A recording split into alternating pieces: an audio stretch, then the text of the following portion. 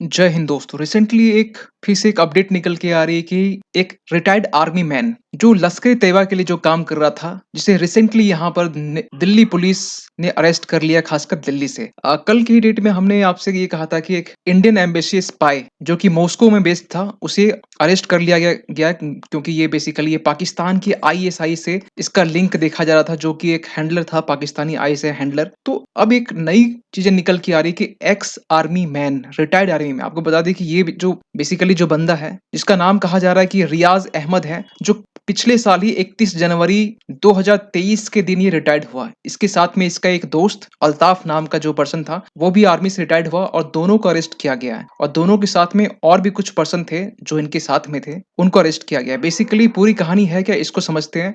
ये जो पूरी घटना है ना, पूरी घटना ये 4 फरवरी की है, परसों की संडे की है, जब दिल्ली पुलिस रियाज अहमद को यहाँ पर अरेस्ट करती है, जो अपने आप में एक रिटायर्ड आर्मी सोल्जर है। कहा जाता है कि ये लश्कर तैयबा आपको मालूम होना चाहिए कि ये वही टेररिस्ट ग्रुप है जो मुंबई अटैक 26/11 का जो अटैक हुआ, उसमें ये इन्वॉल्व था। सो रियाज अहमद बेसिकली है कौन? अगर हम ये देखें कि ये जब से रिटायर्ड हुआ है, इसके बाद से ये बेसिकली एक्टिवली इन्वॉल्वमेंट इसका देखा जा रहा है, खासकर लश्कर तैयबा से। और उसमें भी स्पेशली ये देखा जा रहा है कि एलओसी से जो भी एम्यूनेशंस होते हैं, आर्म्स होते हैं, वेपन्स होते हैं, इलीगली कहीं ना कहीं वो एलओसी से क्रॉस करने के पीछे ये इन्वॉल्व है। बताया ये भी जाता है कि कुपवाड़ा डिस्ट्रिक्ट के से ये बिलोंग करता है। और इसी का दोस्त अल्ताफ और रियाज दोनों इंडियन आर्मी में थे पहले। हमें ये समझ में नहीं आता है कि जब इंडियन आर्मी में जब पहले थे, जब ये अपनी सर्विस दे चुके हैं, उस टाइम में मे भी बहुत सारी ऐसी एक्टिविटीज हुई होंगी या फिर कुछ ऐसे सेंसिटिव इंफॉर्मेशन आर्मी के को लेकर ये एलओसी से पार पाकिस्तान तक भी पहुंचाए होंगे। मे भी हो सकता है, क्योंकि जब एक साल भी ऑलमोस्ट हुआ होगा, एक साल रिटायर्ड के, इसके बाद में ऐसी एक्टिविटी में जब ये इन्वॉल्व हो रहा है, तो वो भी आर्मी पर्सन, तो एक सोचने वाली बात है। क्योंकि अगर हमारी इंडियन आर्मी जो हमारे बॉर्डर की रक्षा करती है, अगर ऐसे लोग कहीं ना कहीं लश्कर तैयबा से टेररिस्ट ग्रुप से इन्वॉल्व होंगे, उनके साथ एसोसिएट होंगे, तो एक बहुत बड़ी एक चिंता का विषय है। और फाइनली जब इनको पुलिस जब अरेस्ट की, तो उनके पास में जो भी चीजें, मोबाइल फोन सिम जो है, सारे रिकवर्ड किए गए। लेकिन कहानी यहाँ पर आकर नहीं रुकती है। अरेस्ट ये बेसिकली हुए कैसे? देखिए, जब दिल्ली पुलिस को जम्मू एंड कश्मीर पुलिस ने ये इन्फॉर्मेशन दिया कि कुछ टेररिस्ट, क्योंकि रियाज का नाम पहले से मालूम था कि रियाज बेसिकली एलओसी के पार टेररिस्ट ग्रुप से इनका कहीं ना कहीं संपर्क है, वहां से हथियार कहीं ना कहीं वो सप्लाई करने में इन्वॉल्वमेंट है इनका। और अल्ताफ जो बेसिकली इसका दोस्त है, वो भी एक रिटायर्ड आर्मी है, वो भी इसमें इन्वॉल्व है। तो ये बातें कहीं ना कहीं दिल्ली पुलिस तक पहुंचाएगा और ये कहा गया कि ये दिल्ली आने वाले, ऐसी कुछ खबर मिली। और बेसिकली आपको बता दें कि 3 तारीख के दिन जब महाकौशल एक्सप्रेस जो बेसिकली जबलपुर से आती है दिल्ली, तो जब ये दिल्ली आई, हजरत निजामुद्दीन जो स्टेशन है दिल्ली में, ये यहाँ पर ये 3 बजे उतरते हैं। 3 बजे उतरने के बाद में यहाँ पर ऑटो रिक्शा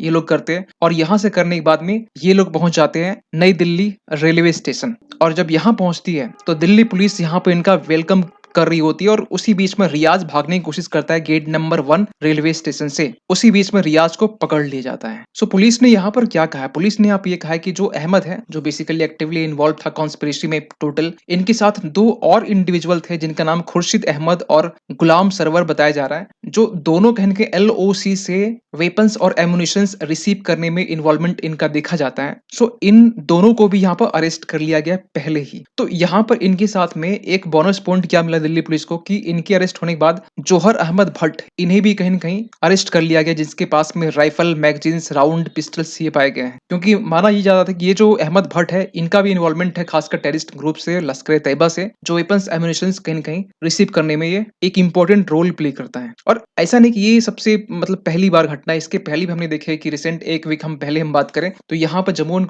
कश्मीर पुलिस ने यहाँ पर एक टेरर मॉड्यूल जो ऑपरेशन था, इसको कहीं न कहीं फेल किया था। और उसमें जैसे 5 टेररिस्ट इन्वॉल्व थे, उनको अरेस्ट भी किया गया था, बेसिकली कश्मीर के कुपवाड़ा जो डिस्ट्रिक्ट है, वहां से। सवाल ये निकल के आता है कि अब जो अहमद रियाज है, इनके ऊपर चार्जेस कौन कौन से लगने वाले हैं। आपको बता दें कि इंडियन पिनल कोड के तहत में 120B, इंडियन आर्म्स एक्ट के तहत में जो आर्टिकल्स हैं 13, 18, 20, ये सब सारे आर्टिकल्स लगने वाले बेसिकली यूएपी यानी कि अनलॉफुल एक्टिविटीज प्रिवेंशन एक्ट के तहत में। और बाकी फर्दर इन्वेस्टिगेशन जो है वो चल ही रहा है। इसके पिछले भी हमने देखा था कि पिछले साल नवंबर 1 का ये आर्टिकल बेसिस जब लश्कर तैयबा 4 टेररिस्ट जो है ना, वो अरेस्ट किए गए थे बेसिकली कश्मीर वाले रीजन से। और लश्कर तैयबा आपको बताना चाहते हैं, इसके रिगार्डिंग ना इंडिया ने मल्टीपल टाइम्स डोजियर सौंपे हैं, दिए कि ये बेसिकली 26/11 अटैक में इन्वॉल्वमेंट है। और भी छोटे-मोटे जो कश्मीर में वेपन्स, एम्यूनिशन जो सप्लाई होता है, इसमें भी इनका हाथ देखा जाता है। इसको लेकर भी बहुत सारे सबूत दिए, प्रूफ दिए, लेकिन पाकिस्तान बार-बार ये मना करता है कि ये फेक प्रूफ है। डोजियर जितने सौंपे हैं, इसे इनकार करता है। बार-बार इंडिया कहता है एक्स्ट्राडिशन करने के लिए कि आप इसे यहाँ भेज दो इंडिया में, इसकी अच्छे से खातिरदारी की जाएगी। लेकिन पाकिस्तान इसे बार-बार ये मना करता है। और आपको रिसेंटली बता दें कि पाकिस्तान में इलेक्शन होने वाला है और इसका बेटा जो है बेसिकली वहाँ के इलेक्शंस में